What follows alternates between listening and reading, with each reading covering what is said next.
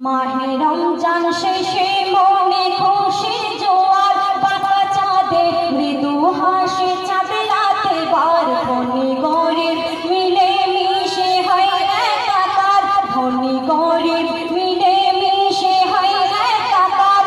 ঈদ মুবারক মুবারক কণ্ঠে সবার, মাহে রমজান শেষে মনে খুশির জোয়ার, বাঁকা চাঁদে মৃদু হাসি, চাঁদ ধনী গরিব মিলে মিশে হয় একাকার।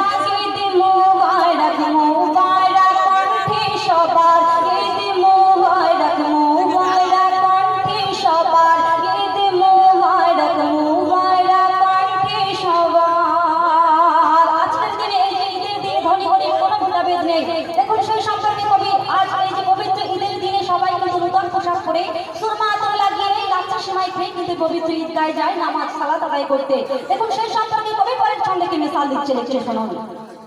নতুন পোশাক সুরমা আতর লাগিয়ে গায়ে, নতুন পোশাক সুরমা আতর লাগিয়ে গায়ে, গলায় গলায় মেলে লাচ্ছা সেমাই খেয়ে।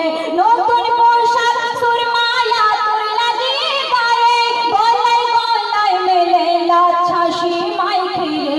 ওয়াজিব সালাতে শুকর জানাতে আল্লাহর, ওয়াজিব সালাতে শুকর জানাতে আল্লাহর। ছোট বড় সবাই যাবে, ছোট বড় সবাই যাবে ঈদগাহে আবার। মাহে রমজান শেষে মনে খুশির জোয়ার, মাহে রমজান শেষে মনে খুশির জোয়ার, বাঁকা চাঁদে মৃদু হাসে, চাঁদ রাতে বার, ধনী গরিব মিলে মিশে হয় একাকার।